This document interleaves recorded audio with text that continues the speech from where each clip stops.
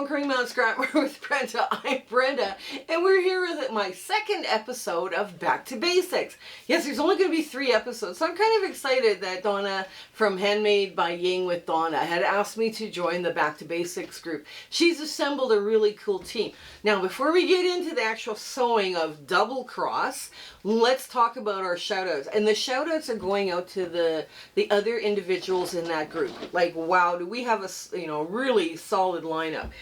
We have Tracy from So Supportive, Amy from Amy Dement, Zara from The Inappropriate Quilter, Danelle from Danelle Stitchery. Now, a couple of months back, we did a great little, sit and sew on her YouTube live stream. We just had so much fun. She is just fabulous. Kelly from Kelly's Quilts Plus was always my favorite person to hang out with. Heather from The Debt Free Quilter, Tasha from Tasha's Quilts, Sean from The Guy Who Sews. Now, Sean and I have hung out in the past too. We've just had a blast. Adam from Adam Sews, of course, Becca from Sew Becca, and of course Donna from Handmade by Ying. So today we're going to do Double Cross, but let's first talk about everything else that's going on. Hopefully by the time this airs, we're in the middle of my sew-along, my mystery sew-along called Twinkle Twinkle. And we're getting ready maybe to move on to the next one, which is Happy Scrappy Overflow. But Wednesdays are for my mystery sew-alongs or my fun sew-alongs. Monday is just a mixed bag of stuff, and we have so much fun doing mini Mondays and Manx and all the rest of the stuff, and Make It Monday. We just have a blast in there. But Fridays is Free Pattern Friday. So if you guys want to look for 3 free patterns or ideas a week, this is the channel to join. Also, we have a free Zoom sew date for the viewers, and that's going to be in the show notes below. It's the first Saturday of every month from 9 a.m. to 5 p.m. Mountain Standard Time, because I'm in Alberta, Canada.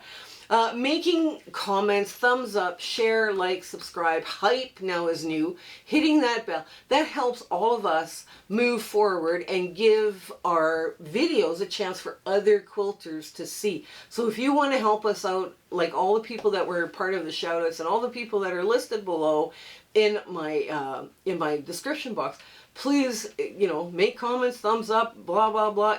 Do it for us, because we really are needing the help. We also have a Facebook group. I have a Facebook group that has lots of fun community chats, fabric exchanges by country to keep postal costs down, virtual sewing room hosted by Discord. We always have all sorts of fun in there. But the admins have said, please agree to the rules and answer the questions before you get into the group. They're trying to keep that group just for quilters only and having a lot of fun. I also speak for free, and you can reach me to book a speaking engagement under my About tab, which has the email address, or you can message me through Facebook. I'm happy either way, to get a hold of you, and I'll make my best accommodation to fit you in. Shout outs, if you guys see somebody in a quilting channel, let me know. And if they're having fun or working hard or presenting something totally different, let me know, and I'd be happy to give them a shout out. Because this is so much fun, giving people shout outs and they don't know what's coming. Also, I'm working with another collaboration event other than Back to Basics, and it's the Quilters Challenge, and that's Future Cat from New Zealand, Kelly from Kelly's Quilts Plus, Kelly from Silly Moon Quilts, Sam Alberts, Sewing with Deb, Deb from Sewing with Deb, and Michelle from Bits and Pieces Quilting. We are just having a blast in there doing these challenges. We've challenged each other and our viewers to come up with what this title means or this idea means, and I'm so anxious to see what's going on with all of those challenges as they come up over the next few months. So yes, we have having a lot of fun. So before we get too far in, come on in, let's get to the sewing of Double Cross. Okay, we're at the sewing machine, and this one is one of these blocks that you could make it the squares smaller, and you're setting triangles smaller as well, right? You're setting triangles, or these triangles. You could make multiple rows and make, it kind of turns into a granny square block. This one is called double cross because of this action here. But this was a fun one. I found this fabric. I go, oh my goodness, I have to fussy cut this. This is so cute. So I decided, okay, we're going to fussy cut this cat. Now, the first thing about this is you're sitting there, oh my goodness, this looks complicated. The trick here with this block is to make sure your outside edge is straight of grain. Everything in here, like in these triangles here, this is bias. These are bias because you cut these 4 at a time and these are 2 at a time, right? So this creates a bias in here. Now the trick here is now to correct that bias. So let's sew on our little triangles first. And I do this method. I make a little divot just by squeezing it with my finger. And I make a little hill, like a hill and a valley. So this is the hill, and that's the valley. And I fit them on there just perfectly. They just fit perfectly. It's just wonderful. And I'm just going to run this under my sewing machine needle. And I'm going to do all 4 of them while I'm here. So I'm just going to work my way around the block and do all the divots and make all the hills and the valleys, right? So you just squeeze this really well with your finger and you create a tiny little mark and then you line them up. It's like the simplest thing ever. This is what quilters of old did, and you can pin that mark because you're less than 6 inches sew line. Your sewing is less than 6 inches. I don't pin, but I mean, there's people who like to pin, and that's okay. If it makes you feel comfortable to pin by all means. Go pin. Okay, now sometimes you have to kind of squish it that way against a flat surface. That pinning, that divot and that those divots. So you make a little divot, you line them up nice and neat, and they work perfectly. And you make sure I like to sew with the bias on top, just because this piece is much bigger.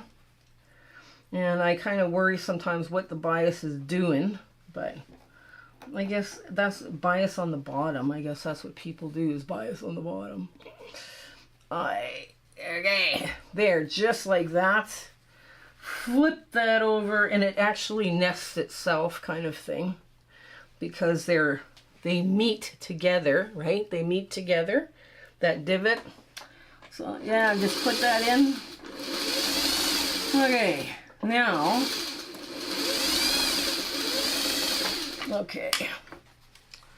we're going to go and push this away, out and away, and I'm going to trim off the dog ears right away. And I don't trim at a 90-degree angle. I trim deep in, because that's going to reduce bulk on your corners. It's going to be easier for you to have a long armor or a quilter or whatever you're going to do with it.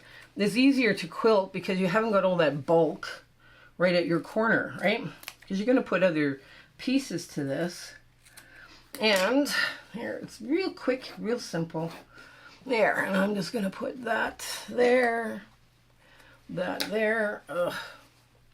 I put them into a dog bed, these little bits that I'm cutting off, or a cat bed. And you know, depending on the Humane Society or shelter that you're close by, you know, they might take this stuff, they might not.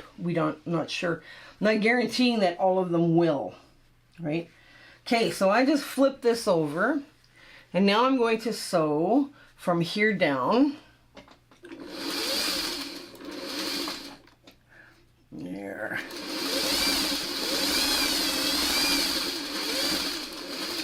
And now I'm going to cut that off, and I'm going to do the same with this again. There, put that on the other side. There. So basically now I'm going to start building my rows, right? So there's, now the cat in the middle, it is on a bias, so be very careful not to be stretching and, you know, maneuvering it too much. And we're just going to get that in line. We're going to take our time. Okay. Okay, I'm just going to push that out, and I'm going to clip that dog ear too again, clipping it at a steeper angle than the 90-degree. Okay, so that goes there, and I'm going to get this off. Okay, and I think all of that should go out because this fabric is a little bit thicker than the rest of it. So, oh, that's all ready to go. Okay, never mind. Oops, I was going to put this together because I thought I'd have to do an extra thing here, but I don't. So now I'm just lining this all up, and I am going to sew it this way. And the trick is to take your time and line them up, right? I mean, it sounds silly, but it's very, very true. Okay. There, now, again, get that extra bit off, that dog ear off. There. And you put it back in place. And then you do your center. A good rule of thumb, here's one where the bias is going to go on the bottom because the piece is obviously too big, but that's okay. There. Now, just very gently, there, finger press it that way. Very gently, I might add. Don't be in there tempted to like that with your finger or your iron. Pressing is a whole lot different than ironing. Press, you go up and down without smoothing the iron, where ironing you scrub back and forth with a heated iron, right? So that you don't want to have. Okay, there we go. Now, that is going, I have just realized something. I have twisted this the wrong way, right? So instead of pushing out, I'm going to push into the cat, because otherwise I don't have it nesting. I don't have it nesting the right way. And I want this block to nest because then you get nice sharp points. There we go. And we haven't sewed it, so we can do that. So we want the cat to go in. This is going out, and so is that, right? So now I'm just going to lay this down. Oops, get all this out of the way. And I'm going to pin. I am going to pin, because that is a bias edge that I'm working with, and I'm just going to pin this in place here and here. I'm basically making sure I've pinned that seam to go under, right? Or to go in towards the cat, right? There we go. And again, so there you see the pins are holding that seam that way because I want a really nice, lovely nest. And we just take our time sewing it the other direction. There we go. Now, as you get towards your pin, hand crank and leave in the needle down position, right? That's important. Needle down position will prevent it from going astray. And we get all the way up. Ooh. Just to the needle. There we go. Nice. That point there was one that you did not want to miss. That's why you take your time a little bit more. And now we're going to trim off a dog ear before we even lay it down. Okay. That goes out. And I've got a quick leader ender to sew up here. Hang on. Let me get sew up a quick leader ender. Okay. There, that's quick. A quick pink leader ender. There we go. There, now. I'm just going to push that way, and I'm going to lay this out again. And I'm going to pin to make sure that bottom seam stays in the right spot again. And there we go. There. Okay, so now